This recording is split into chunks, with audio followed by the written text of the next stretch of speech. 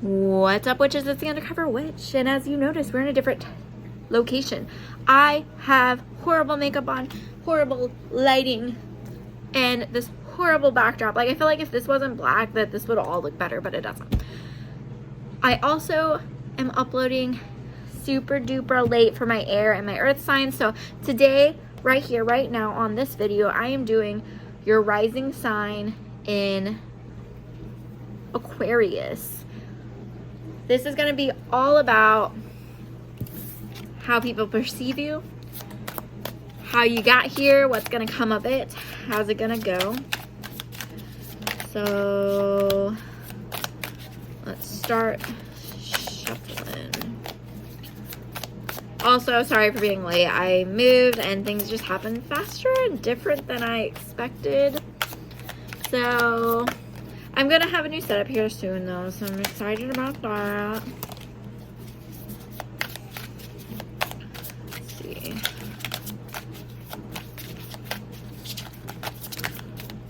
Okay. Start with this. We have the Page of Wands. Aquarius. There is a battle that you were trying to fight with the wrong person. I have the Page of Wands, the Queen of Swords. So, there's some, okay, you're, how do I put this?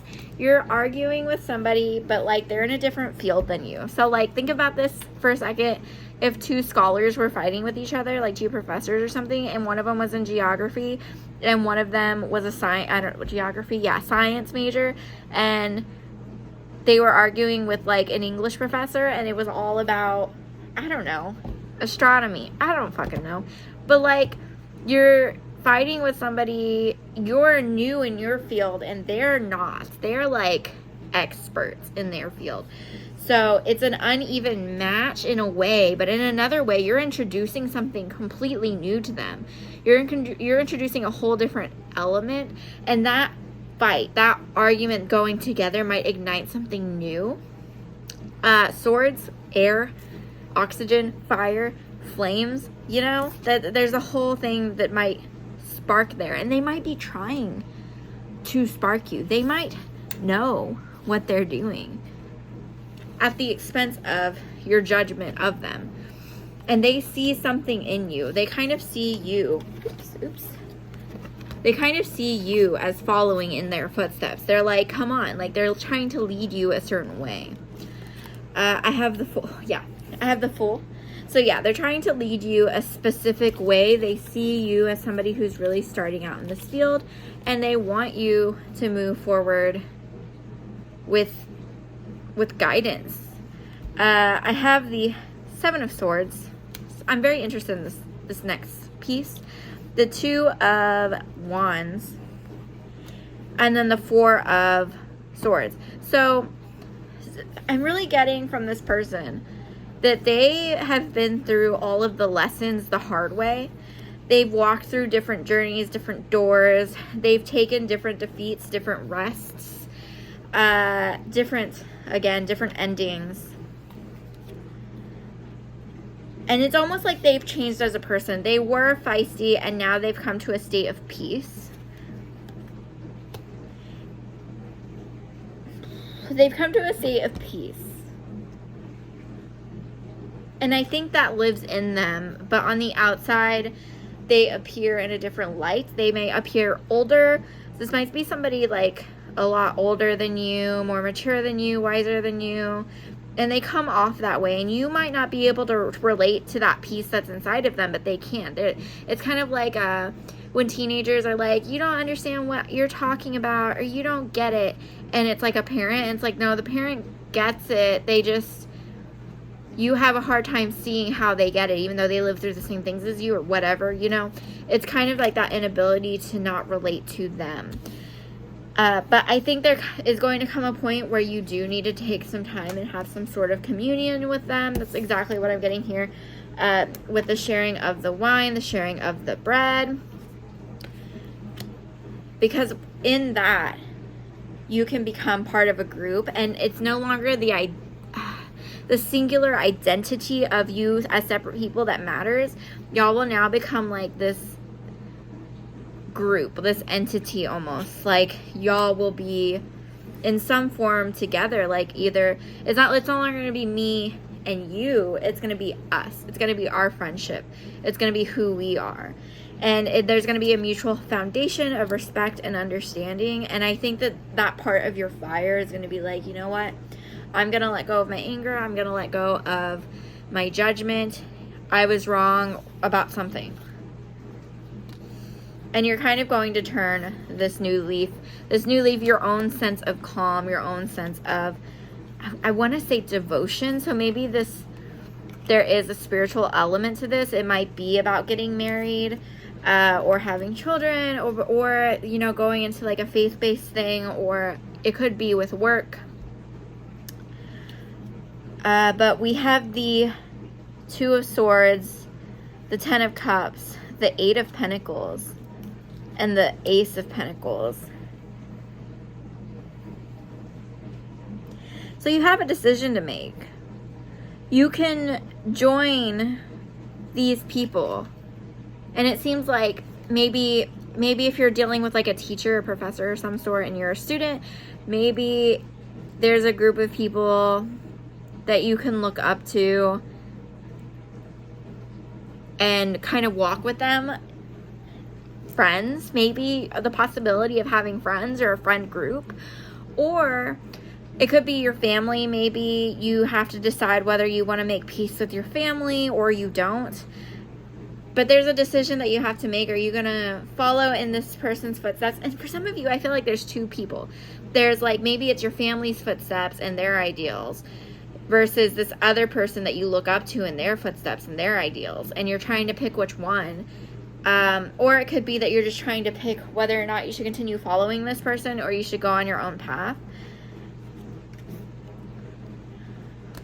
I think in the end, you'll be able to decide what that choice you have is, and you'll learn a lot from it. You'll know something more from this. I have this is really interesting. There's a lot of reflection going on in the readings for this month. Because I feel like there's a part of yourself, like a higher part of yourself, that has been through this before with this person. And you know that, and you see them, and you can see that. But this time in your lifetime, you play different roles. And so you're like, I know you. I know your faults. I know your weaknesses. And I know the things that I love about you. And I want to be distracted by it. And I hear it and I acknowledge it. But this is a new life. This is a new path I must go on. And this could be a... I always say calling like lifetimes within lifetimes. This could be within this lifetime, but just a different part of your life that you can't relate to anymore. Maybe somebody's coming back from your 20s or your 30s or your 40s, you know, and you're older now, or you're in a different space in your life and you're just like, I see you, I hear you, but I can't. Like, I can't let you back in. It could be that as well. I have the Ace of Swords, the Ace of Cups. The Ace of Swords to me is somebody kind of throwing, it's reversed, but it's really somebody throwing you a weapon to take charge of. And then the Ace of Cups is kind of like an emotional distance being placed. But I also have this Six of Wands and this Eight of Cups that I think is really interesting together because they come out this way. There's almost, I get it. I'm sorry. Okay. There's a lot going on here. But there's almost like this teacher put up some kind of distraction so that this scroll could get away from the beast, right? So it is possible, if we're talking about, let's bring up family again. It's possible that if you have like a parent or even a sibling, if you have an older sibling that was like trying to distract an abusive parent, so they always took it out on them and not you, like there's a part of you that wants to make peace with that older sibling because you see them as a problem too, but in reality, like they were protecting you the whole time. But also, this could be different. This could also be, again, it could be like you're part of a class. It could be you're in a relationship. It could be of a friend group. There's some way or some form of distraction that somebody else caused so that another person could just get away. It could be with an abusive relationship as well. Maybe like one of your friends or something needed to get out of an abusive relationship. You were there to help them. You were like, look, I got you. But I feel like whatever this is, you had to get close to a person to distract them while the person you cared about walked away.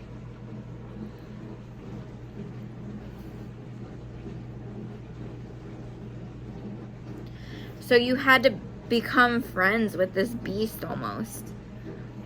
You had to spend a lifetime with this beast, a part of your life with this beast. And you did that. You were done with it. Now you're done with it. And this person might be coming back and being like, hey, we were friends. We were good. We were this. And you're like, you don't understand. We weren't really.